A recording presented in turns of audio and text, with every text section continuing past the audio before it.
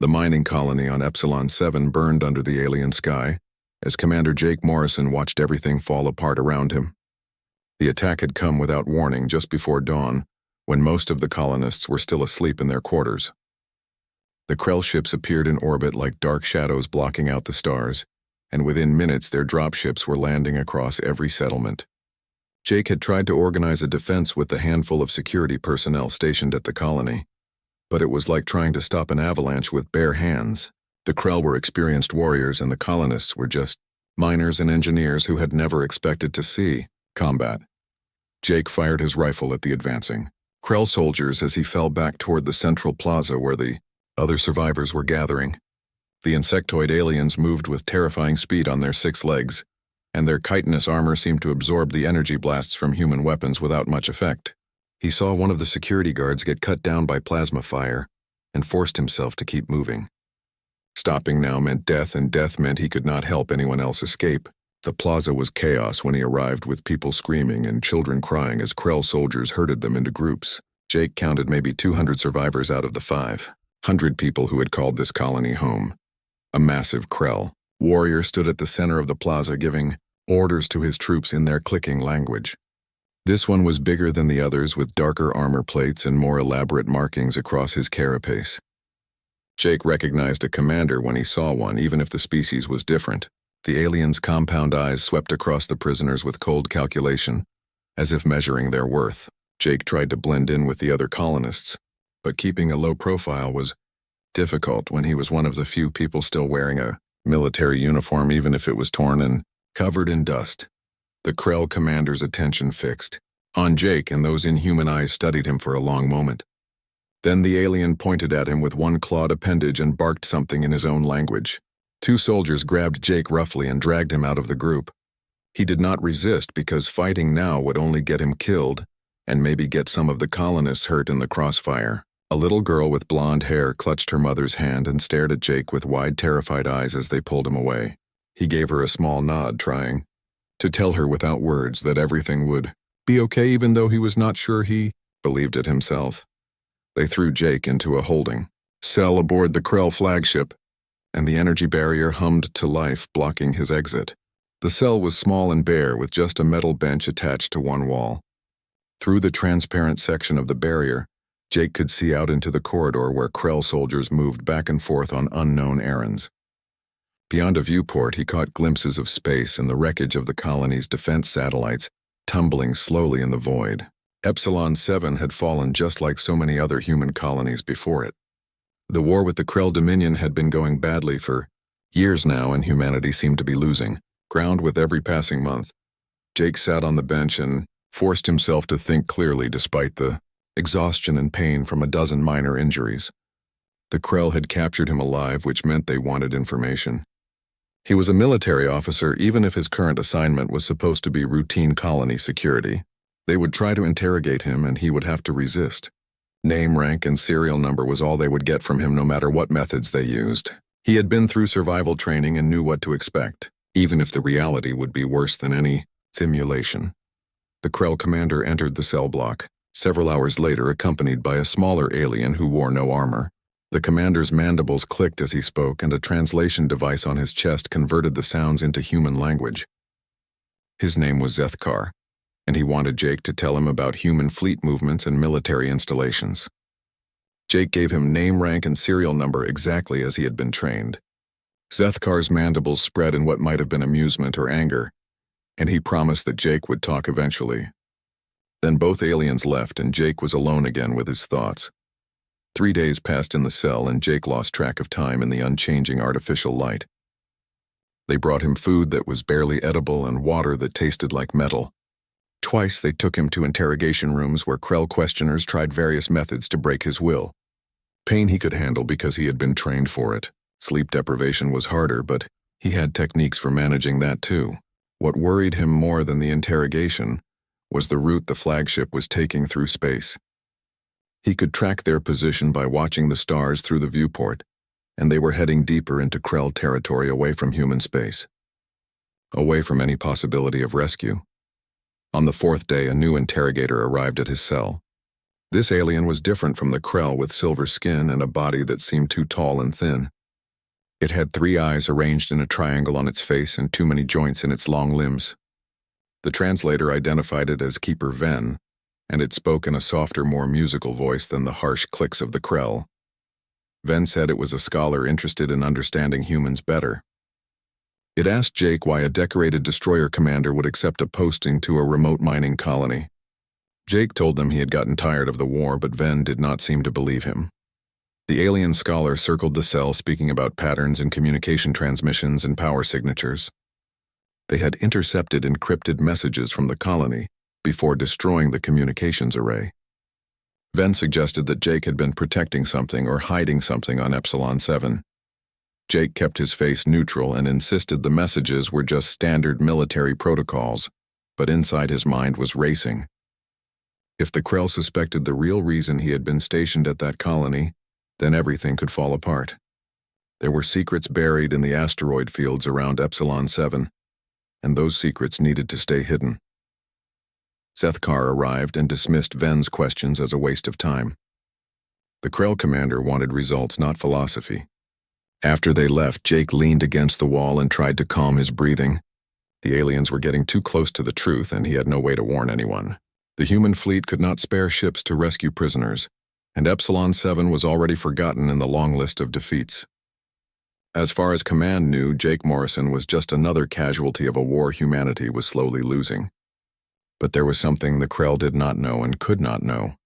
Somewhere in the darkness of space, something was waking up. Something had been waiting in silent patience among the asteroids, and now it was moving.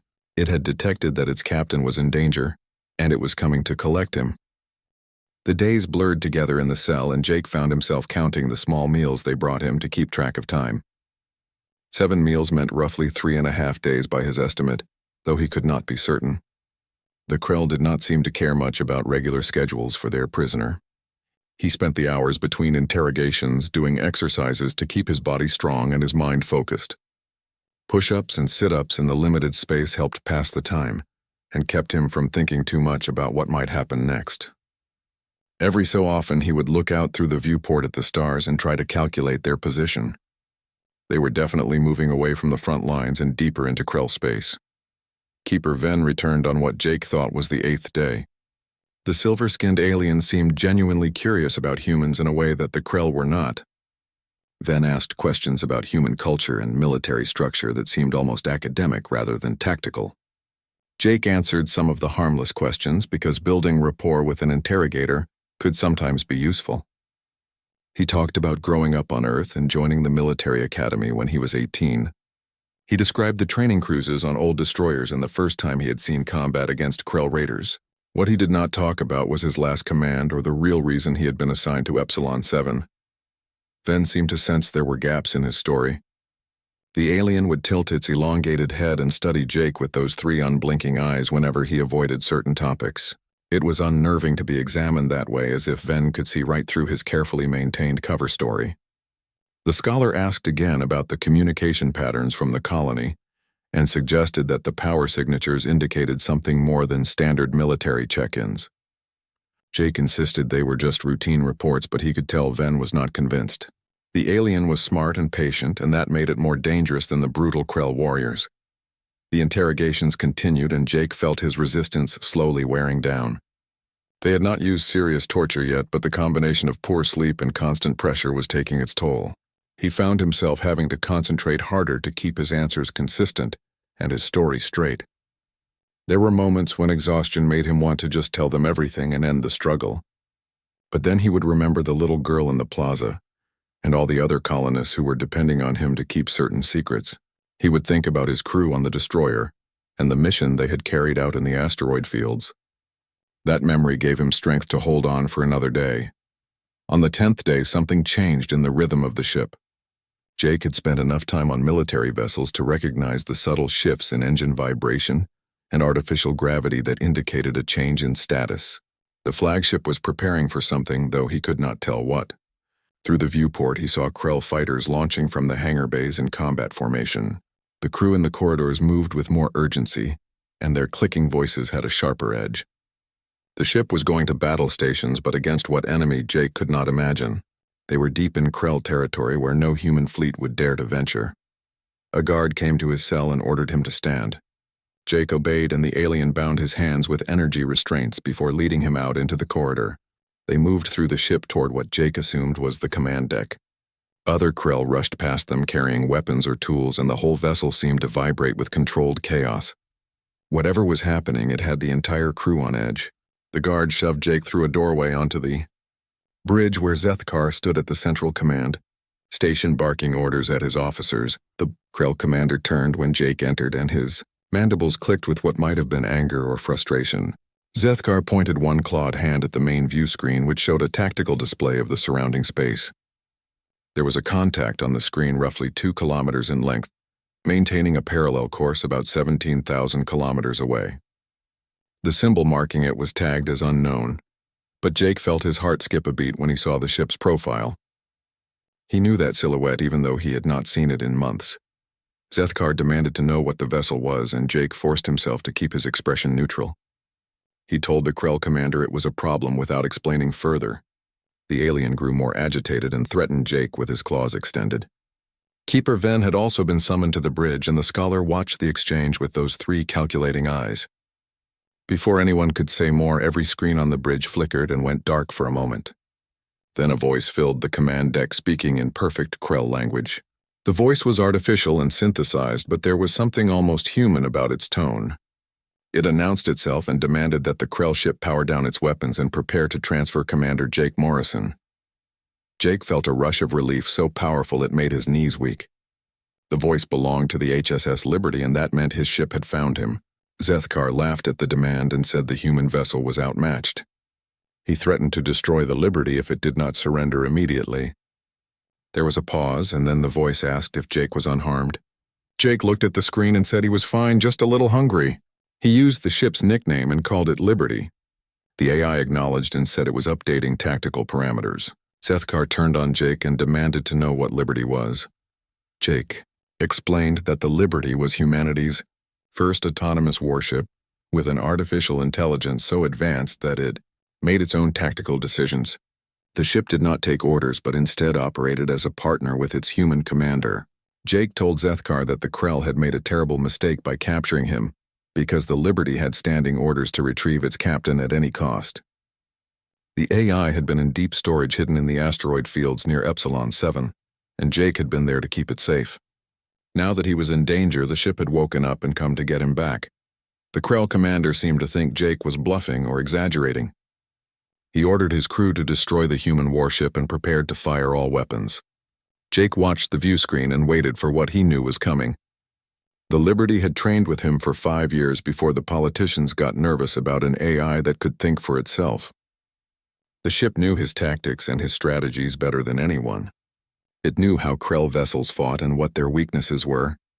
Most importantly, the Liberty had reaction, times measured in nanoseconds compared to the seconds it took biological beings to process information and make decisions. The lights on the bridge flickered and alarms began to shriek. Then the Liberty opened fire, and Jake watched as the first salvo tore through the Krell flagship's shields like they were nothing at all. The magnetic accelerator rounds struck the Krell flagship with devastating precision, and Jake felt the deck shudder beneath his feet as explosions rippled through the starboard side of the vessel. The rounds were simple kinetic weapons, just chunks of dense metal accelerated to incredible speeds, but at near light velocity they hit with more force than any explosive. The Krell shields flickered and died under the onslaught, and secondary systems began detonating as power conduits overloaded. Alarms shrieked throughout the bridge, and crew members scrambled to damage control stations, while Zethkar roared orders that barely anyone could hear over the chaos. Jake watched the tactical display as the Liberty moved across the screen like a predator stalking wounded prey. The human warship was exactly where the Krell weapons were not, and every time the flagship tried to target it, the Liberty had already shifted position. The AI was running calculations faster than any biological mind could process, and predicting the Krell responses before they even happened. Jake had seen this kind of performance before when he commanded the Liberty, but it never stopped being impressive. The ship moved with a grace that seemed impossible for something so large and deadly. Zethkar ordered all weapons to fire, and the flagship's plasma cannons swiveled toward where the Liberty had been moments before. Brilliant green bolts of superheated matter streaked through space but struck only empty vacuum. The Liberty was already gone, leaving only a faint gravitational ripple where it had been microseconds earlier. The Krell gunners were good at their jobs, but they were trying to hit a target that could think and react thousands of times faster than they could. It was like trying to catch lightning with bare hands. The guards holding Jake had loosened their grip as they watched the battle unfold, and he considered trying to escape, but decided against it. There was nowhere to run on a Krell warship, and the Liberty clearly had the situation under control. Better to wait and let his ship do what it did best. Another salvo from the Liberty struck the flagship's engine section, and the entire vessel lurched sideways. Several control stations exploded in showers of sparks, and Jake saw one Krell officer thrown across the bridge by the impact. Keeper Ven clutched a console for support, and its silver skin had gone pale with what might have been fear. The scholar spoke quietly, saying that what was happening should be mathematically impossible. One ship could not defeat a flagship with a full crew and superior numbers. Jake explained that the mathematics assumed both sides had equal reaction times, but the Liberty could process information and make decisions in nanoseconds, while biological crews needed seconds. The AI was not fighting the Krell so much as it was systematically dismantling their ship piece by piece. Every shot was calculated for maximum effect and minimum waste. Every maneuver was optimized to avoid incoming fire, while positioning for the next attack. The Liberty fought with the cold efficiency of a machine that had been designed for exactly this purpose. Through the viewscreen, Jake could see his ship maneuvering with impossible grace. The Liberty was all angular armor plating and recessed weapons ports painted in dark gray and black that made it blend with the void of space. The design was brutal and efficient with no wasted space or decorative elements. Every surface served a purpose, whether defensive or offensive. The ship had been built by human engineers who wanted to create the most effective warship possible, and at its heart was an artificial intelligence that had learned from Jake's 5 years of command. They had fought together against Krell raiders and pirates. They had practiced tactics until the AI could predict what Jake would do before he even gave the order. Zethkar turned on Jake with fury in his compound eyes and demanded that he order the Liberty to stand down. The Krell commander seemed to think Jake had some kind of remote control over the AI, but that showed how little he understood. Jake actually laughed and explained that he could not order the Liberty to do anything because the ship made its own decisions based on the situation. Right now, the AI had decided that the Krell were a threat to its captain, and it was responding accordingly. The politicians back home had been afraid of exactly this kind of independence, which was why they wanted to shut down the Liberty program and strip out the artificial intelligence. They thought a ship that could think for itself was too dangerous. Another barrage from the Liberty struck critical systems throughout the flagship, and more explosions shook the bridge. Keeper Ven said quietly that they were going to die if this continued, and Jake could see that even Zethkar was beginning to realize the battle was lost. The Krell commander had probably never faced an enemy that could outthink and outmaneuver his entire crew simultaneously. Most battles in space came down to numbers and firepower, but the Liberty changed those equations completely. One AI warship was worth a dozen conventional vessels when it came to pure combat effectiveness. The Liberty's voice came over the communication system again, announcing that the flagship's main power core was now destabilized. The AI calculated approximately 4 minutes until catastrophic failure and recommended immediate evacuation. Then, it said it was dispatching a boarding pod to extract Jake from the bridge. Jake felt relief wash over him because he had not been entirely certain the Liberty would be able to pinpoint his exact location on such a large vessel. The AI must have been scanning the ship's interior layout and tracking communications to figure out where they were holding him. A section of the hull just beneath the command deck suddenly exploded outward, and Jake realized the Liberty had breached their armor with a shaped charge. A hardened tube extended from a boarding pod up to the bridge level, and then the doors to the command deck blew inward with a blast that knocked several Krell off their feet. Automated drones poured through the opening, moving on mechanical legs with spider-like precision. They were sleek combat units that Jake recognized from the Liberty's defensive systems. The drones ignored the Krell crew and moved directly toward Jake, forming a protective circle around him. One of the drones spoke in the Liberty's synthesized voice, telling Jake to board the extraction pod so they could conclude the engagement. The drones cut through his energy restraints with laser torches and positioned themselves between him and any potential threats. Jake nodded to Zethkar and suggested the Krell commander should probably evacuate his crew, because the Liberty never made empty threats about power core failures. For a moment, pride and survival instinct warred on the alien's face, and then Zethkar gave the order to abandon ship. The crew began rushing toward escape pods, and Jake walked toward the boarding tube surrounded by his mechanical escort. He paused at the entrance and looked back at Keeper Ven. The scholar was watching him with those 3 eyes, and Jake told it that maybe if the Krell had been less aggressive, they could have talked about the mathematics of artificial intelligence and warfare. The Liberty would have enjoyed that kind of academic conversation. Then he was in the tube, and the drones sealed it behind them as they rushed back toward the boarding pod. The ride to his ship took less than 2 minutes, and when the pod docked, with the Liberty's airlock, Jake felt truly safe for the first time in days. The airlock cycled open, and Jake stepped into the familiar corridors of the Liberty, feeling like he had finally come home after a long and terrible journey. The ship's interior was exactly as he remembered, with clean, efficient lines and holographic displays showing tactical data along every wall. The lighting was softer than the harsh glare of the Krell vessel, and the air smelled like recycled atmosphere instead of the chemical scent of alien life support systems. Jake took a deep breath and felt tension drain from his muscles as the automated drones escorted him toward the command bridge. A holographic avatar materialized in front of him, taking the form of a woman in a naval uniform with features that were deliberately generic but somehow warm and welcoming. This was how the Liberty chose to represent itself when communicating with humans, and Jake had always appreciated that the AI made the effort to seem more approachable. The avatar smiled and welcomed him home, saying it apologized for the delay in extraction. The Liberty explained that it had taken 48 hours to complete its boot-up sequence and reach his location after detecting his emergency beacon had been activated. Jake told the AI it had done just fine and asked about the colonists from Epsilon 7. The Liberty confirmed they were being held on a Krell carrier that was part of a battle group, converging on their current position.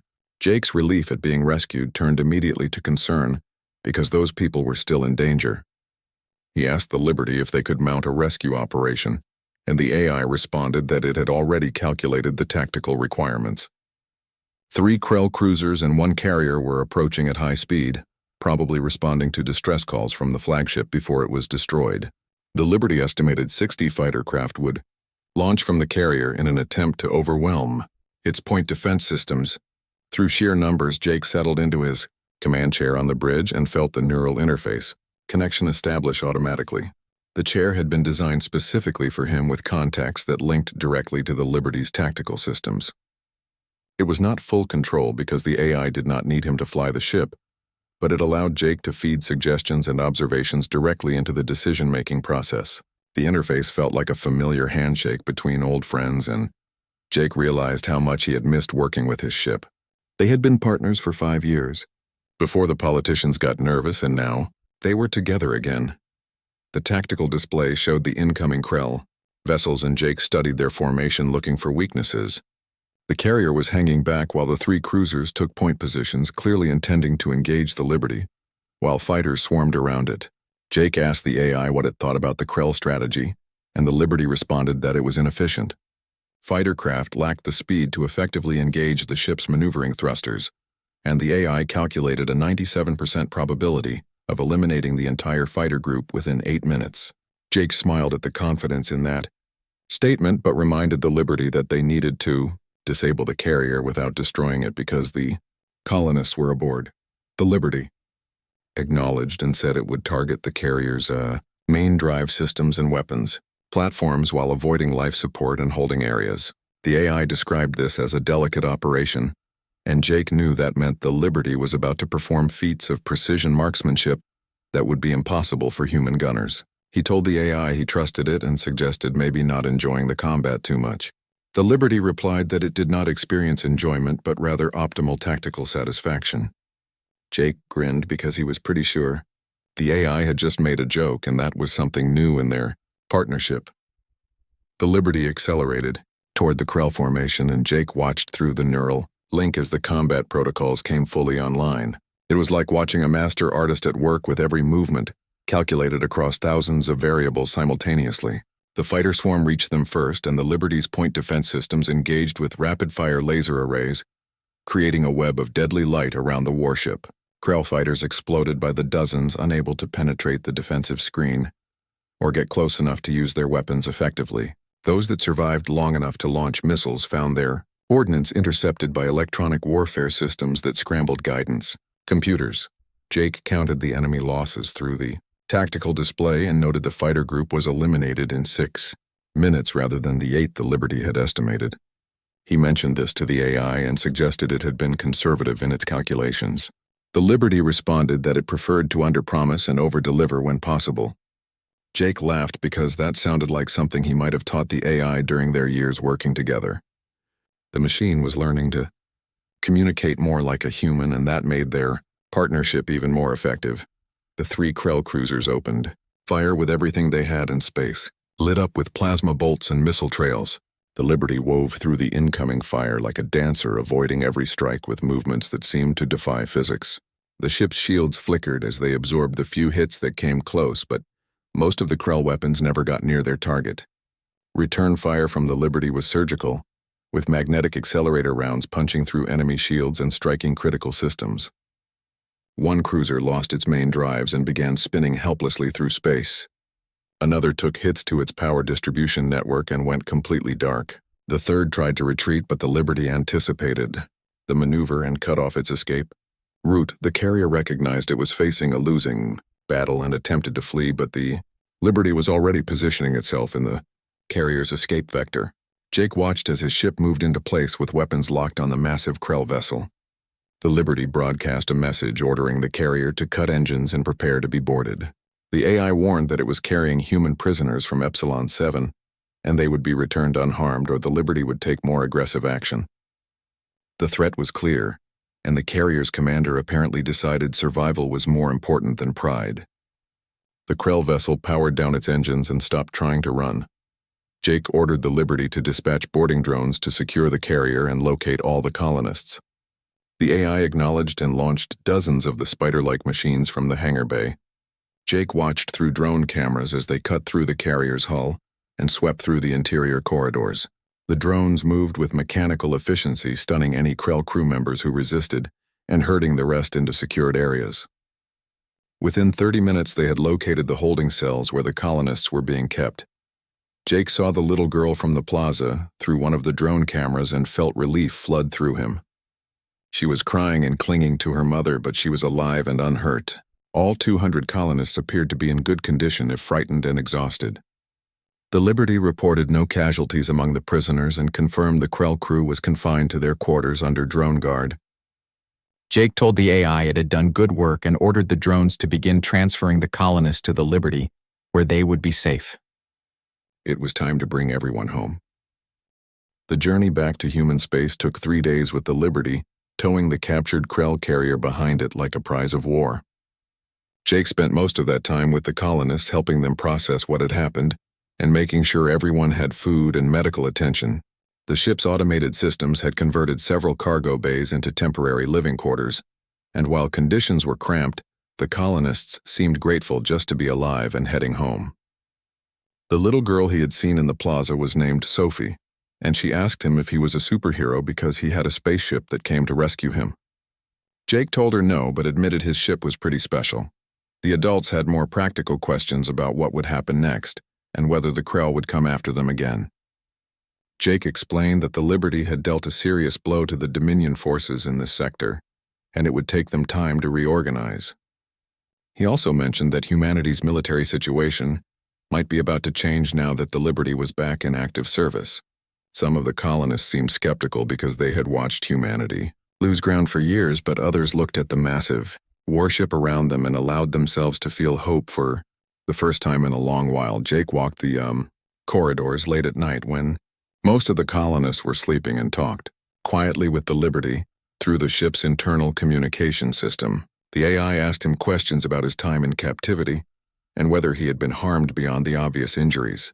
Jake admitted the interrogation had been difficult, but said he had managed to protect the critical information about the Liberty's location and capabilities.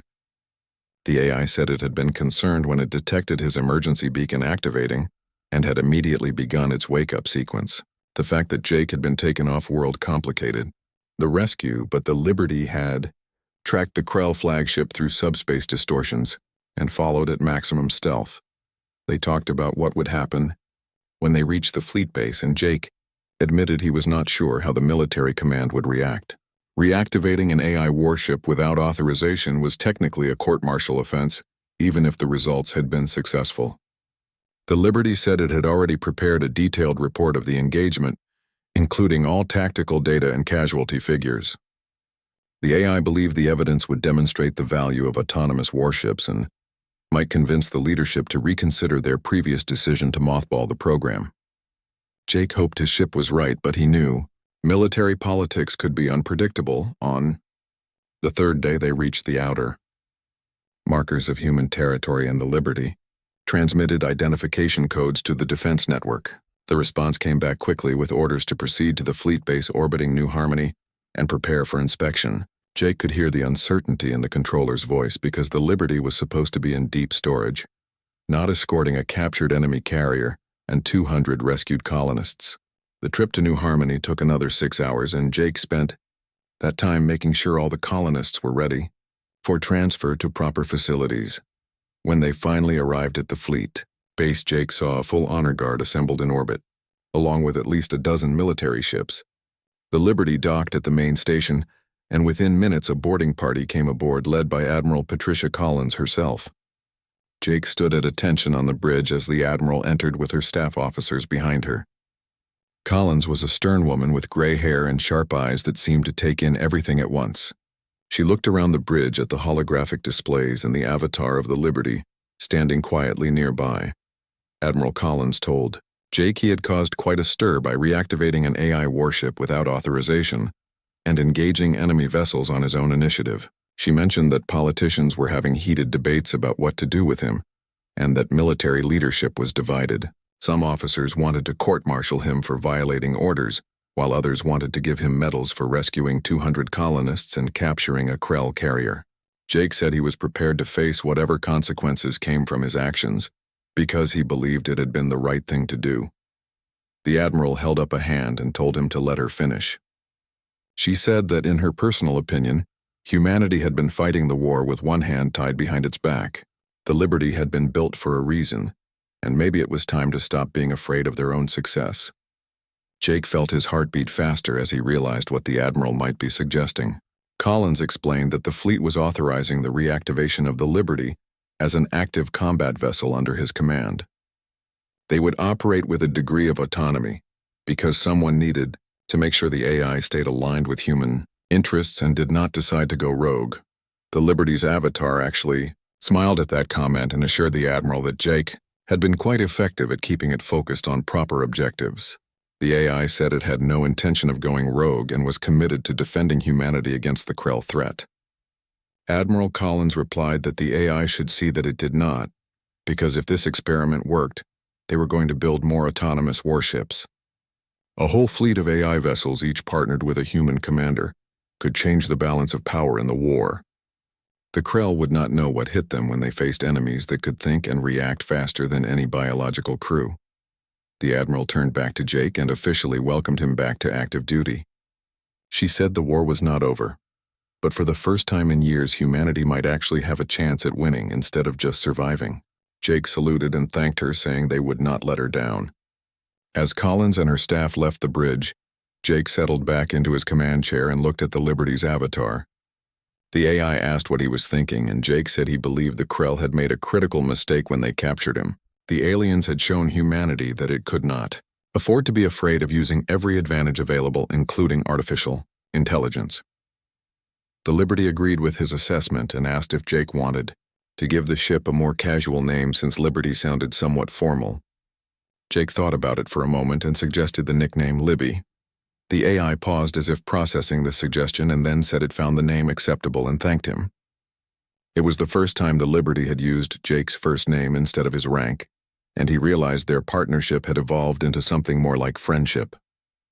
He told Libby they should prepare to head back to the front lines and show the Krell what happened when they messed with humanity. The Liberty's engines hummed to life with a deep vibration that Jake could feel through the deck plates. The warship turned away from the fleet base and oriented toward the distant stars where the war continued. Behind them, the colonists were being reunited with their families and given medical care. Ahead of them, the future remained uncertain, but it held more promise than it had in years. Jake knew the Krell Dominion was about to learn an important lesson about humanity. When humans were pushed to the edge, they did not give up. They adapted and they fought back with everything they had. And when humanity fought back, it did not fight fair, because fair fights were for people who could afford to lose.